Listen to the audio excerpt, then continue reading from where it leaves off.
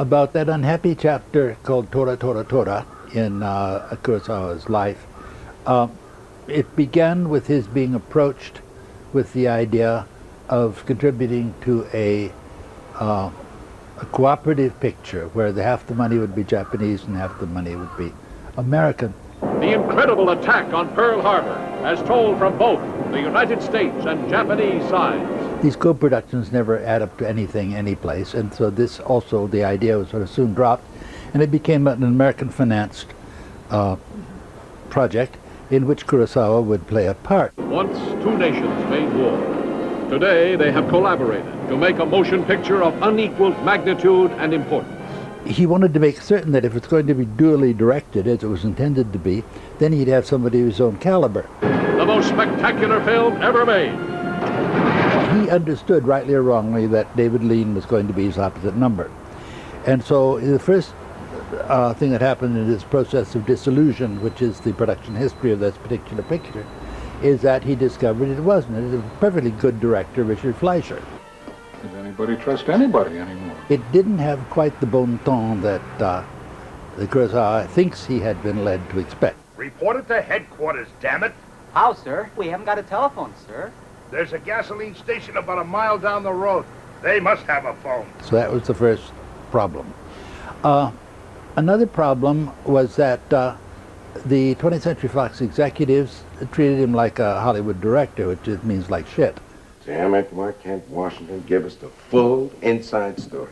And then they realized that, you know, this man, you don't do that in Japan, and you don't behave that way. You shouldn't behave that way to anybody, but you can't behave that way here. Then they changed their tune, and they treated him extraordinarily fairly, I must say.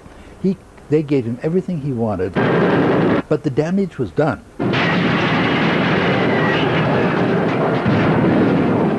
And then there was something else. I don't know how to account for it. I can simply tell you some of the symptoms. He became extremely erratic during the shooting. The sets had to be a certain kind of battleship gray, and if they weren't, then they had to be taken down and all repainted again. Now, he's done this before. He's had whole sets torn down because you could see nail holes in a 15th century set where they didn't have nails.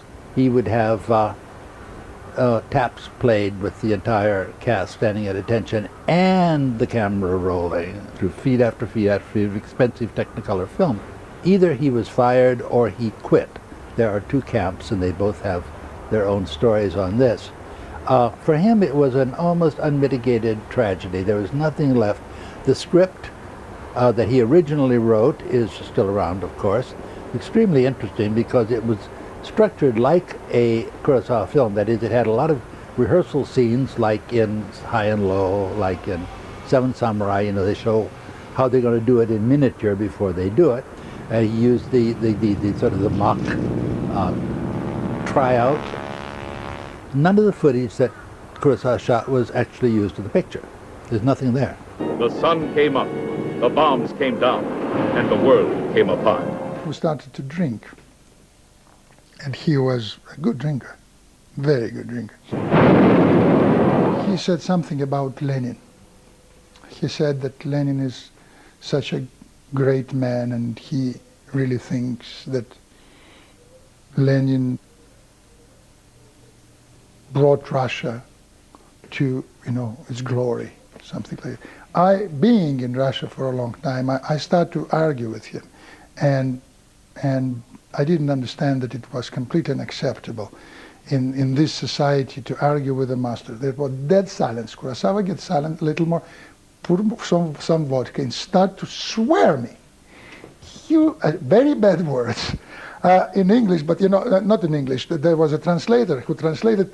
He even stopped for a while just because he had to find some proper word because it was really obscene. He was swearing at me, saying that I don't understand anything. And I said, you didn't live in Russia. I lived in Russia most of my time. I know what is communism. And I disagree with him, and I think Lenin is a killer. So Kurosawa was, I mean, he didn't behave like a Japanese, because Japanese never show their anger. He showed his anger. He was cutting this fish. He was getting little tips as well. cutting the fish with a knife like he's chopping my head off. That is the kind of frustration which you see in Redbeard, I think. You know, it's just sheer anger, and it's done with such blackness, some of the humour.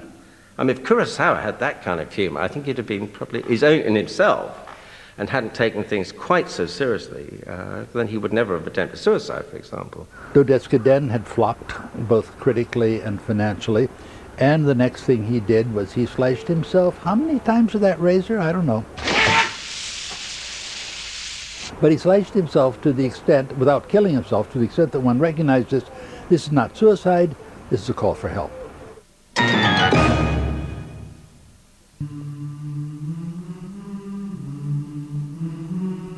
By the early 70s, Kurosawa's career seemed at an end. Then, in 1973, he received an invitation from the Soviet Union to direct a film in Russia. 監督の仕事っていうのはもううちにいる時は1年も2年もいるわけですよね。で、本を書きに行ってやっとロケに行ったっていうともううちの母がもう飛び上がってやったやったって言って喜んでもう踊り上がってたのを覚えてますね。だからよく日本じゃ旦那さんは元気で留守がいいって言うじゃないですか。大変なちょっとそのお金に換算できないぐらいのその力の入れ方だったと思いますよ。まあ、簡単に言えば例えばその馬をね随分連れていかなきゃいけなかったんだけども、まあ、20何頭をモスクワから運んでシベリアまで。でその1頭ずつにやっぱり騎兵隊が全員ついてましたから騎兵隊だけでも20何人30人近くそれからその他に森の中で撮影するでしょ。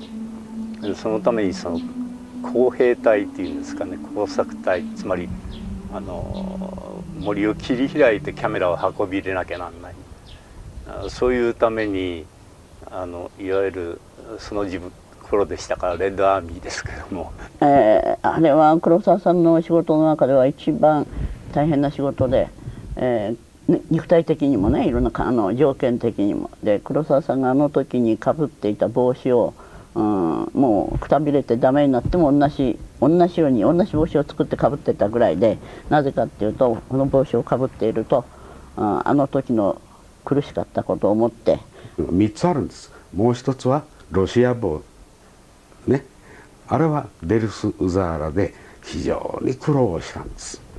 1年半も苦労してそして苦労にその前自殺未遂もありましたし